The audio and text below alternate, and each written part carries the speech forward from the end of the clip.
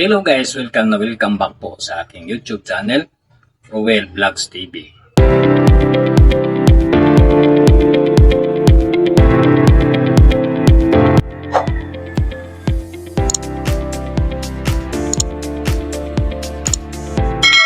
Kasi minsan guys, ito yung problema natin, lalo na sa mga parehas kong mga Pilipino.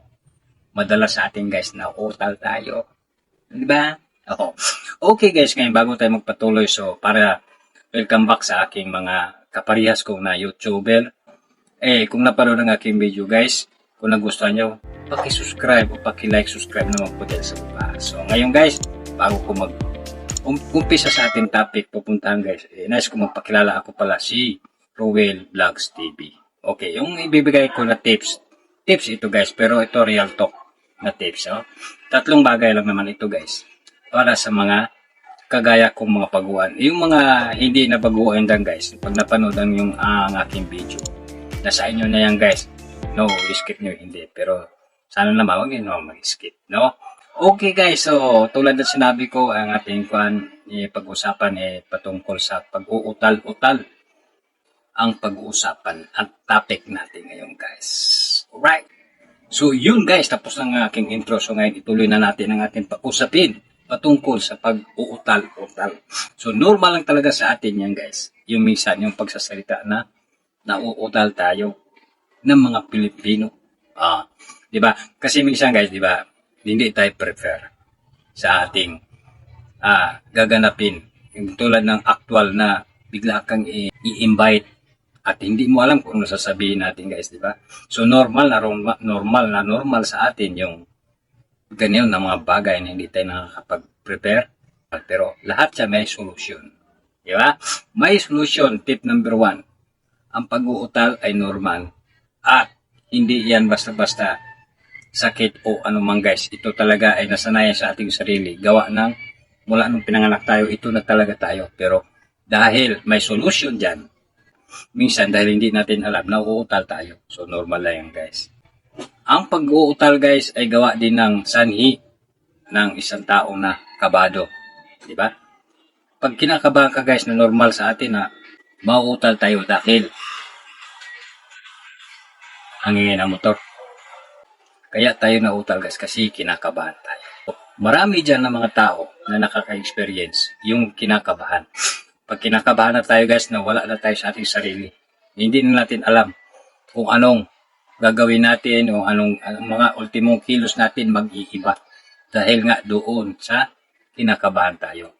Kaya ang pag-uutal, gawa ng hindi natin alam, hindi tayo preparado sa ating gagawin. So yun guys, number 1 yan ha.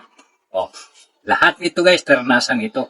Ang pag-uutal, pag kinakabahan, na andoon yung pag-uutal sa ating sarili. Normal lang yan talaga guys.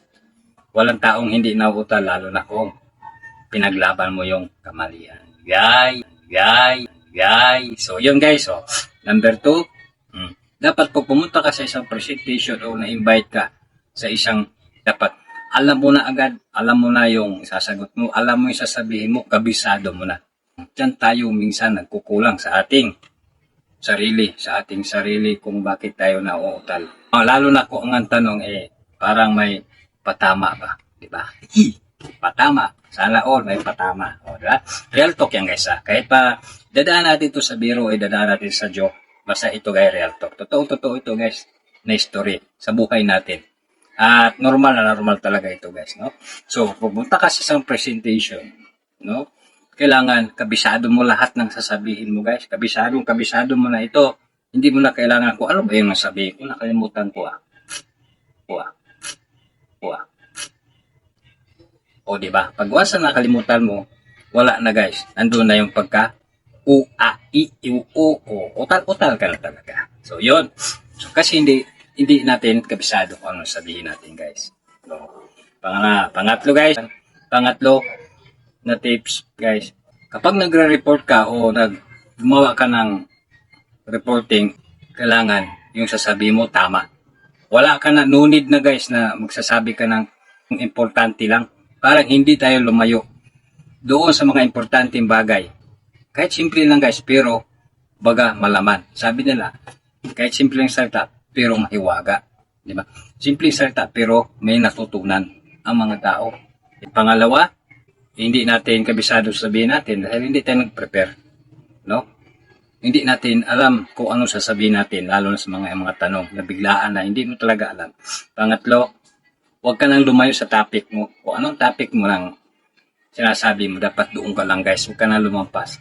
Kung anong mga importante, yun lang sasabihin mo. No need na mag-explain ka pa ng madami kasi doon ka magkakaroon ng utal-utal yung aha.